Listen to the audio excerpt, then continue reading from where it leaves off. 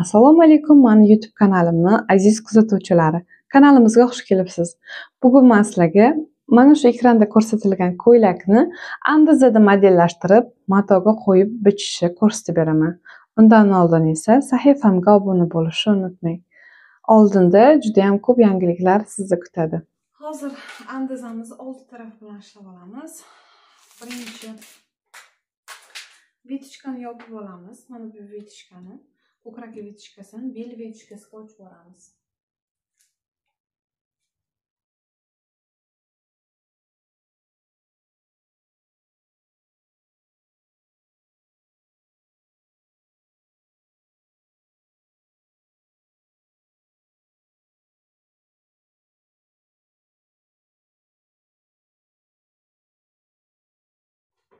Mana hozir bu yerda nima qildik?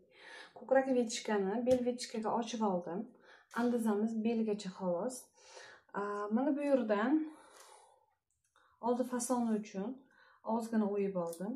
Kaketka yelkadan 4 cm o'tib, pastga kaketka uzunligini belgilab oldim. Kaketka uzunligini o'rtasini topib, mana bu yerga 1 cm chiqib oldim. Endi navbatdagi qilayotgan ishimiz mana bu joydan bu andaza yelkamiz uchigacha bo'lganligi sababli bizning yengimiz zborkada. Shuni 1 cm mana shu joydan ham o'yib olamiz.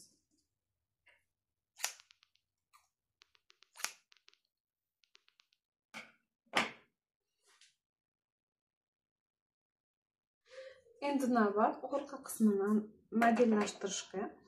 Mana bu vitichkani proyma vitichkasini yopish uchun biz proyma vitichkasini uchidan belga qarab chiziq tortib oldik.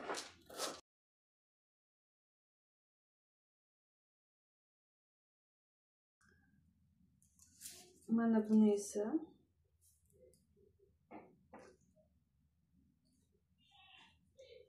vitichkani yopib olamiz.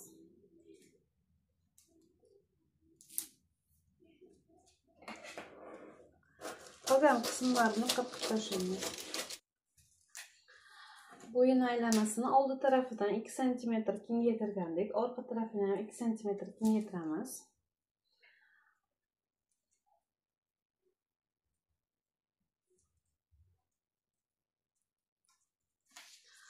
Mana bu kengligidan esa 1 cm olib tashlaymiz.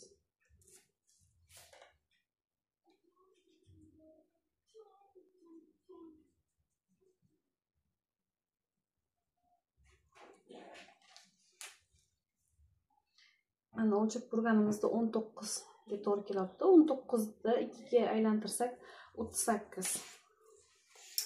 2 cm choki bilan 36 qoladi. Shu qismini kesib tashlaymiz. Mana andazamiz orqa qismi ham tayyor bo'ldi. Endi navbat yeng qismiga. Hozir biz yengni mana bu past qismi bilan ishlaymiz. Past qismimizda biz o'lchovda ko'ramiz. Razmer olganda ko'ramiz necha santimetr. Mana qo'ldan tepa bo'lishi kerak. Masalan 15 cm yetadi. 15 cm ga 2 cm buklash haqqini ham qo'yib 12 cm qilib tepadan belgilab olamiz. Endi mana shu 12 cm mana bu pastga 8 cm, bu tarafiga 8 cm belgiladi.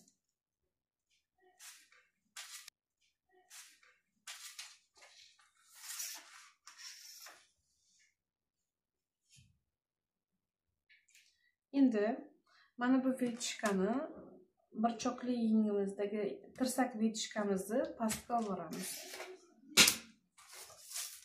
Buning uchun vitichkadan to'g'ri pastga qarab chizib olamiz.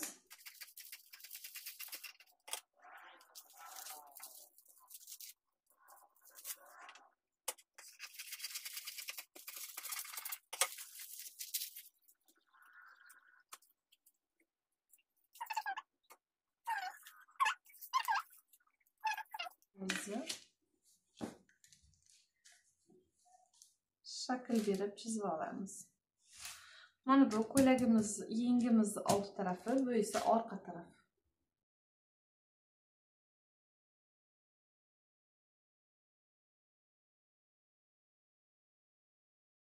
Mana yengni bu tepa qismi. Yengni biz 46-razmerda andizidan ko'chirib olganman. Mana bu yerdan 1 sm chetga, 1,5 sm pastga qilib yengni bilak aylanasini kengaytirib olganman. Yengni tepasi shunday qoladi. Endi yengni pasti bilan ishlaymiz. Bu yerda bizda etak qismida ozgina zborka bor. Zborka qilish uchun, etak qismini kengaytirish uchun mana shunday bo'laklarga bo'lib olamiz.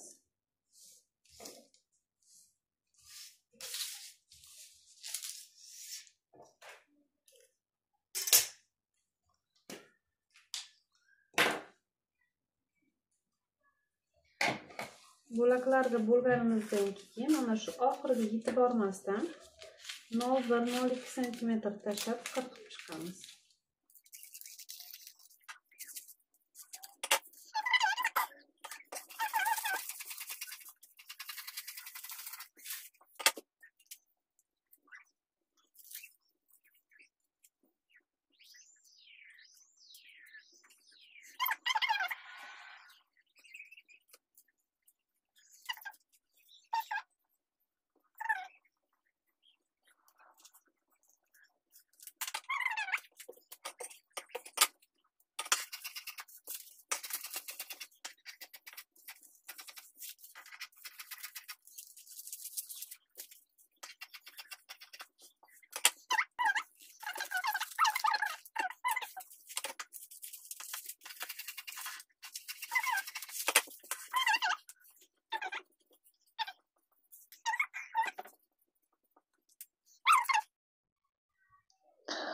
Mana matoni 2 buklab qo'yib oldim. Mana bu koketka qismi. Koketka qismini chizib 1 sm dan chok haqiqiy ruchka bilan chizib oldim. Mana bu ko'ylakning qolgan qismi. Mana bu yerda etak qismi. Mana bu yerda etak qismi 4-5 sm tepaga ko'tariladi, chunki bu ko'ylagimiz trapetsiya bo'libdi. Old tarafini ko'rinishi mana shunaqa holatda bo'ladi. Andazani orqa qismini ham xuddi mana shunday qo'yib, pastki qismini oldi tarafidan beldan pastga 49 sm tushgandim. Bundan ham beldan pastga 49 sm, mana bu joydan o'lchaganimda 49 sm. Etagi ozgina ko'tariladi trapetsiya hisobiga. Kiyilganda ko'krakning hisobiga bular ikkita etagi osilib qolmaydi. Mana orqa tarafini ham bichib oldim. Mana yeng qismini ham bichib oldik. 2 qavat. Mato 2 qavat. Bu tepa qismi, bu past qismi. Oldi koketkamizga 2 qavat oldim. Oldi koketkasiga aptechka bo'lmaydi-da. Bir to'la polli koketka qildim. Orqasi aptechkasi. Bularga flizerin tarmashtirib tikishlaymiz.